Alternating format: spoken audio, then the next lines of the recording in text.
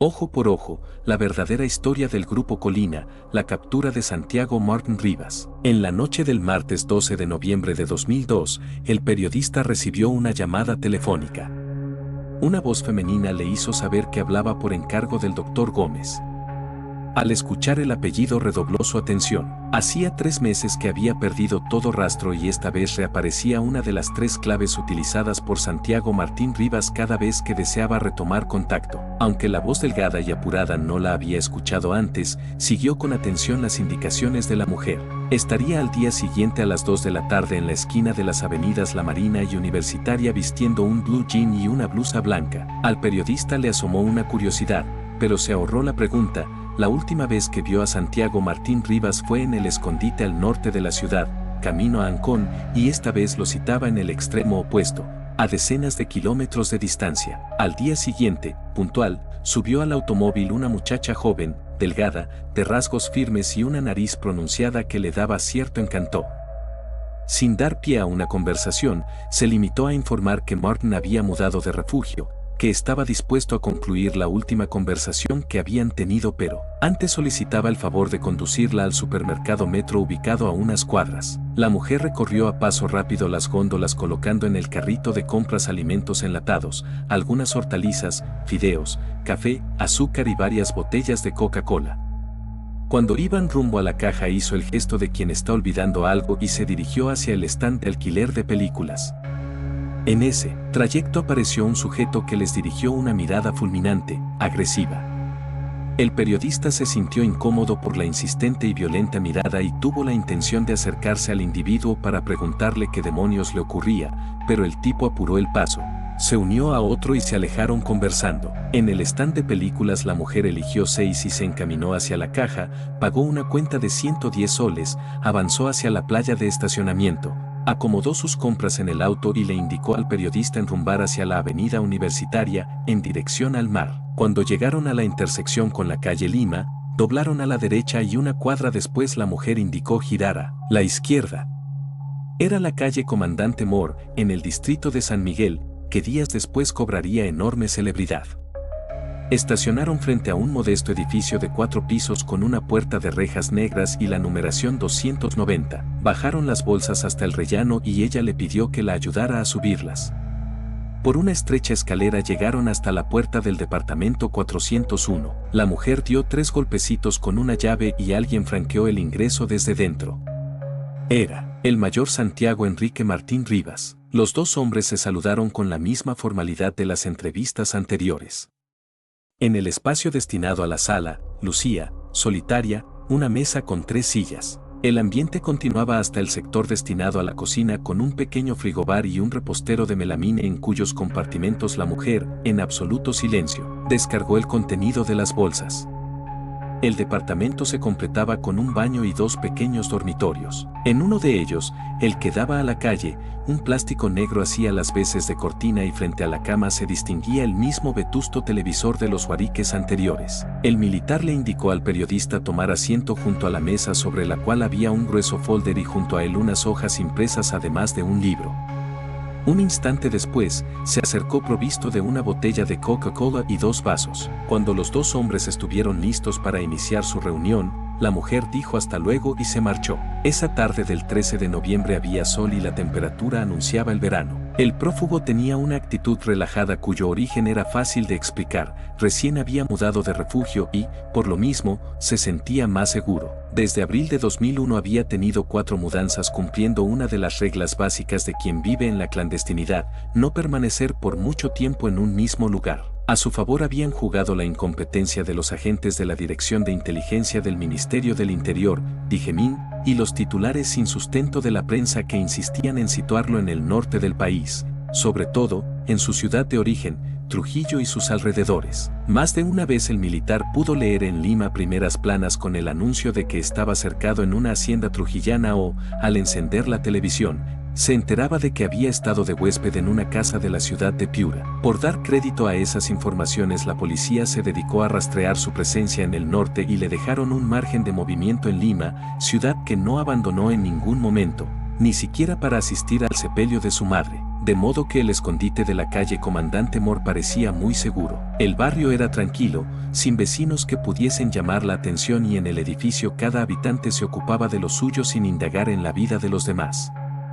Nadie había llamado a su puerta con un gesto de vecindad y no se escuchaba ningún bullicio más allá del usual sonido de radios o televisores prendidos. Que no existieran anécdotas era bueno para el prófugo, que recordaba a aquella pareja de populares y jóvenes actores que, en el edificio de la avenida Arequipa donde inició su travesía clandestina, habían instalado su lugar de encuentros amorosos y solían alborotar la calma del lugar, sea con su pasión o con sus disputas, hasta que un vecino empezó a recolectar firmas para desalojar a la bella actriz y a su amado, y se puso a tocar con insistencia el timbre del departamento ocupado por Martín porque escuchaba el sonido de un televisor prendido. En la calma del edificio de la calle Moore no había atisbos de inseguridad y, sin embargo, el militar estaba viviendo sus últimos días de libertad.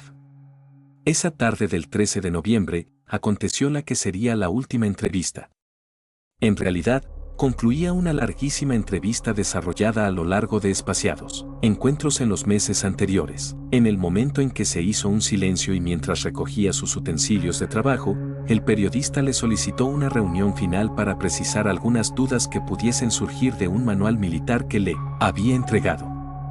Martín Rivas respondió: «Léalo y nos juntamos uno de estos días». No se acercó a abrir la puerta, dejó que el visitante se ocupe de la tarea y, más bien, se ubicó bajo el dintel de la cocina para quedar fuera del alcance de alguna mirada casual. Cuando el periodista llegó a su automóvil, pensó aliviado que esa noche concluían los largos meses de paciente trabajo y riesgos corridos en las visitas a los distintos escondites del prófugo. Tenía toda la historia, tenía, además, el enorme logro de 3 cintas de video como prueba irrefutable de las confesiones obtenidas a punta de perseverancia.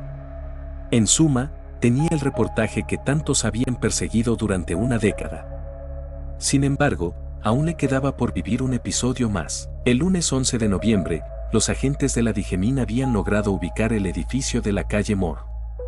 No fue un mérito propio de expertos en inteligencia, fue producto del único error que cometió Santiago Martín Rivas durante el tiempo en que vivió a Salto de Mata. El escaso dinero con el que financiaba su sobrevivencia provenía de su pensión como mayor en situación de retiro del ejército peruano.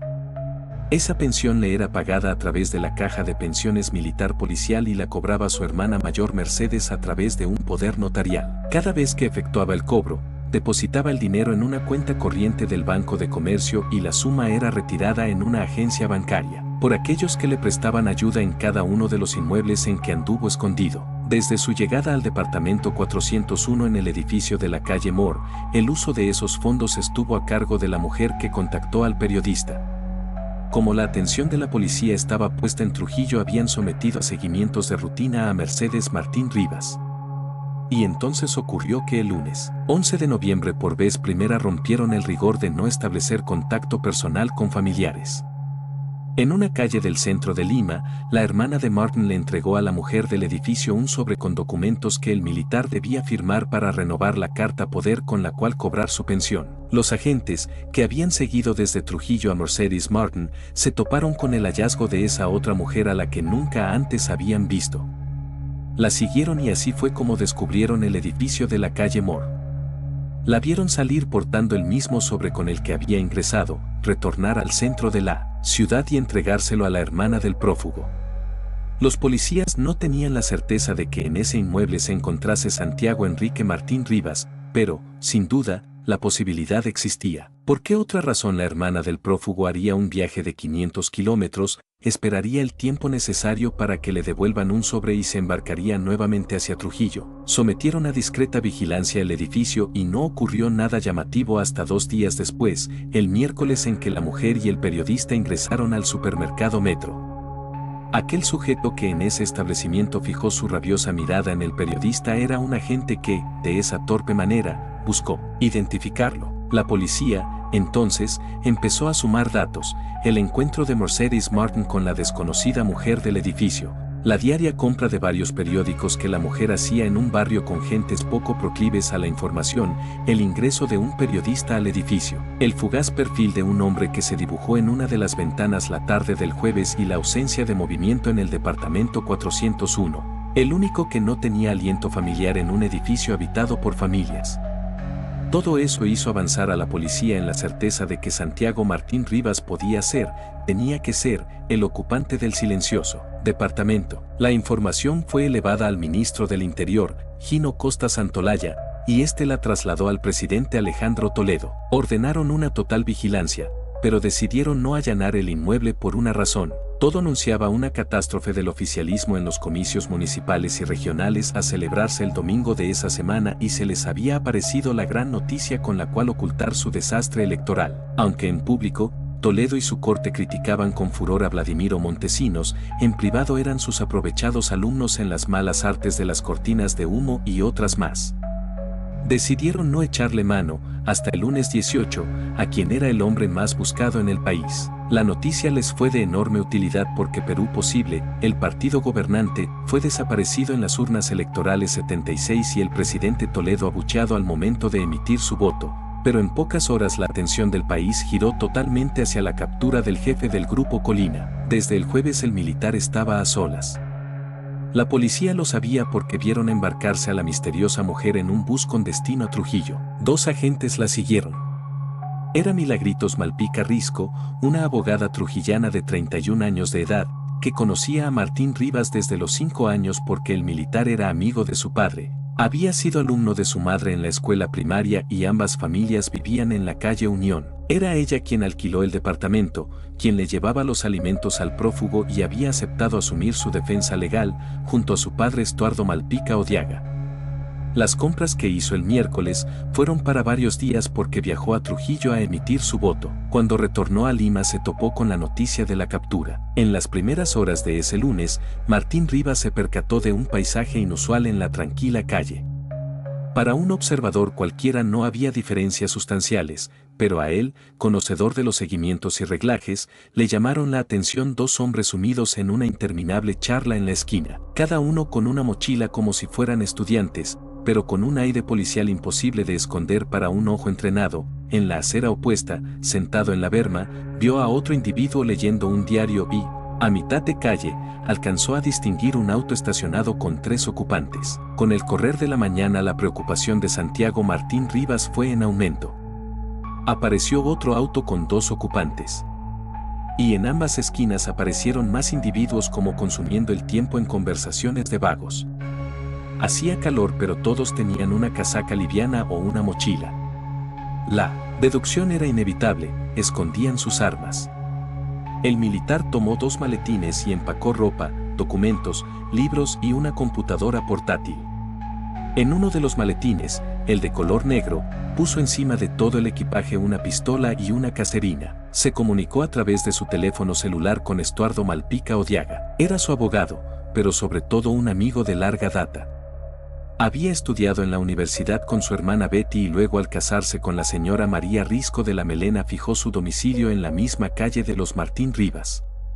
Ambas familias se conocían desde hacía 25 años y fue la razón por la que el doctor Malpica aceptó patrocinarlo. Esa mañana, el militar le informó que estaba cercado y le hizo saber el gran temor que lo acompañó desde el inicio de sus meses clandestinos. Estaba convencido de que le aplicarían la ley de fuga, es decir, que sus captores lo ejecutarían para anunciar después que murió tratando de escapar.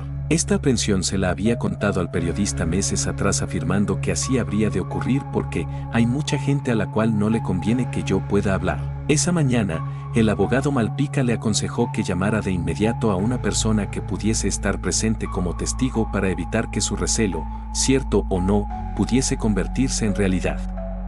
A las 11 de la mañana marcó el teléfono del periodista, le dijo que le había conseguido unos documentos importantes y que debía pasar ya mismo por ellos. El otro contestó que no le era posible hasta el final de la tarde, pero Martin replicó que solo había tiempo para fotocopiarlos hasta la 1 y recalcó que se trataban de documentos muy importantes. El periodista decidió concluir una reunión, cancelar otra y le hizo saber que arribaría poco después del mediodía. Al llegar, a las 12:10, le llamó la atención que la solitaria calle del miércoles pasado hubiese congregado a tantos esquineros matando el tiempo a mediodía. Estacionó su automóvil y no necesitó tocar el timbre porque encontró la puerta abierta, subió las escaleras, se topó con 2 individuos que bajaban a trancos, llegó hasta el departamento 401. Dio 3 toques con una llave y el acceso se abrió, pero, a diferencia de la última visita, se topó con el militar cargado de una tensión descomunal. Tenía el rostro abrumado, la mirada dilatada e inquieta y el cuerpo tan rígido que parecía pronto a explotar. A mitad de la sala estaban los 2 maletines y Martín Rivas se desplazaba con apuro y desesperación. Avanzó primero hacia el ventanal de la sala y oteó la calle, después se dirigió al fondo de la cocina buscando exasperado un resquicio en la ventana cubierta por una reja imposible de mover. Volvió sobre sus pasos y encontró al periodista mirando hacia la calle. En ese instante, los hombres de los automóviles se desplazaban hacia el edificio junto a los que habían simulado tontear en las esquinas. En el departamento apenas hubo tiempo para una brevísima discusión. El periodista lo increpó a viva voz: «Si estás cercado, ¿para qué mierda me llamaste?», y el prófugo respondió: «Discúlpame, pero si me encuentran solo me matan».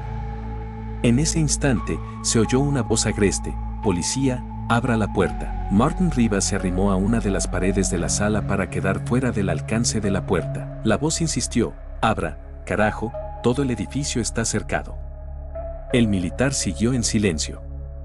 Entonces, el vidrio ubicado en la parte superior de la puerta estalló en añicos por el impacto del mango de un revólver. El periodista se dirigió al militar y le dijo: «Voy a abrir», pero Martín Rivas decidió avanzar hacia la puerta y apenas se escuchó el sonido de la cerradura con el pestillo corrido cayó sobre él, como una luz, una muchedumbre de policías. En medio de gritos se lo llevaron en vilo 4 metros hasta dar contra una pared y caer al piso. Al ver las pistolas de cada policía, Martin se quedó quieto. A la vez, otro grupo de efectivos puso al periodista de pie contra la pared. Este sintió el impacto de 2 revólveres presionados contra su espalda a la altura de los pulmones. Atinó a pedirles calma con el temor insondable de un disparo que pudiese escapárseles. Les pidió que extraigan de uno de sus bolsillos su identificación como periodista y volvió a pedirles que se calmen. Agitados y a los gritos, acomodaron al militar sobre una de las sillas de la sala y empezaron a colocar en la mesa los objetos que encontraban en sus bolsillos, mientras otros efectivos abrían los maletines. Al hallar la pistola, uno de ellos gritó: «Cachéalo bien, de repente tiene otra». No le hallaron otra arma. Al periodista, luego de ver su identificación, le hicieron vaciar sus bolsillos, le quitaron el teléfono móvil y le indicaron ubicarse al final de la sala. El alboroto no cesaba. Celebraban. Conversaban a los gritos. Era él, carajo, aquí estaba. Una mujer que había ingresado junto a quienes irrumpieron en el departamento seguía grabando con una pequeña cámara. A través de una radio el jefe del operativo reportó: «Mi general, era el hombre. Ya lo tenemos». Recibió indicaciones y al cortar ordenó a la mujer grabar al militar y al periodista y alertó a un subalterno para que hubiese una motocicleta lista para llevar las imágenes al despacho del señor ministro. Con el escenario bajo control hicieron pasar a la fiscal Ana Cecilia Magallanes Cortés, quien junto a una dotación de policía se había mantenido a resguardo en el departamento de enfrente, para levantar el acta del operativo. Lo que siguió fue una tediosa jornada propia de los formalismos judiciales. Lo interrogaron durante 5 horas mientras una funcionaria transcribía en una máquina de escribir portátil y en copias al carbón las respuestas del militar. A la vez, hicieron un inventario minucioso de sus pertenencias. Dejaron constancia del registro de la pistola Browning. Se sorprendieron por los libros que fueron hallando, por los files con datos completos del proceso judicial que tenía abierto y por los posibles misterios escondidos en una caja con disquetes. En un momento, encendieron una de las 2 computadoras portátiles y quisieron dejar constancia en el acta de cada uno de los archivos que contenía, pero la tarea se reveló no solo extensa sino inútil y decidieron consignarla como material a ser revisado por el departamento correspondiente. En el disco duro de esa computadora, así como en los disquetes que le incautaron, existía información valiosa, pero en los meses siguientes, y hasta hoy, nadie supo el destino de ese material. Afuera, la serena calle de los días pasados se llenó de una muchedumbre de manifestantes, vecinos y curiosos, y un enjambre de periodistas empuñaba sus micrófonos y cámaras de televisión. Estos, a través de sus transmisiones en vivo y en directo, hicieron amplios honores a la objetividad difundiendo desopilantes versiones imaginarias sobre lo que ocurría dentro del inmueble. Otro tanto ocurrió con las crónicas de los diarios al día siguiente. escribieron como si hubiesen estado presentes. Una de ellas afirmó que Martín Rivas se enfrentó a golpes con sus captores y otra afirmó el hallazgo de videos en los que aparecían Fujimori y Montesinos observando un entrenamiento del Grupo Colina. Hacia las 7 de esa tarde, los policías le colocaron a Santiago Martín Rivas un chaleco antibalas, lo tomaron de cada uno de los brazos, bajaron por la escalera y en medio de un alboroto de consignas, gritos, insultos, flashes y micrófonos se abrieron paso hasta depositarlo en una camioneta. El hombre más buscado del país, el que conocía los secretos que agobian al expresidente Alberto Fujimori, terminó esa noche su vida clandestina de 20 meses. Pero, sobre todo, terminó su largo periplo de acciones contra subversivas iniciadas en Ayacucho en 1982 y marchó rumbo a prisión cargado de historias que quizá nunca termine de revelar por completo. Mientras tanto, al periodista le tocó vivir una historia propia de un país que se maneja con una robusta doble moral. Cuando vio ingresar a la fiscal Ana Cecilia Magallanes, se acercó a ella confiado en las versiones que la señalaban como una magistrada honesta y justa y le pidió resguardo a sus derechos de ciudadano, entre ellos evitar ser sometido a la grabación de un video que con afán reclamaba desde su despacho el ministro del Interior con la evidente finalidad de utilizarlo públicamente. La fiscal Magallanes no aceptó el pedido a pesar de tener frente a ella el carné que identificaba al periodista y, más bien, como si fuese una enviada ministerial y no una fiscal encargada de garantizar la legalidad de lo que acontecía, autorizó a la policía a efectuar la grabación y les permitió salir raudos. Apenas arribó el motociclista con la cinta, el ministro Gino Costa y su viceministro, Carlos Basombrío Iglesias, aparecieron ante las cámaras de televisión dando una conferencia de prensa. Habían preparado todo con anticipación porque tenían una cartulina, que no se prepara en media hora, en la que aparecía la fotografía del rostro de Santiago Martín Rivas recién capturado y, al lado, de manera inexplicable, la fotografía del periodista. La intención era sugerir a la opinión pública que ambos eran partícipes de una misma actividad y, a continuación, echaron a andar la insostenible teoría de que estaban reunidos para organizar un complot contra el gobierno. Fue una maniobra propia de la estulticia del presidente Alejandro Toledo que les impartió esa orden tomándose revancha de antiguos y vigentes desencuentros con el periodista. Por Humberto Jara, editado por Pegaso 125.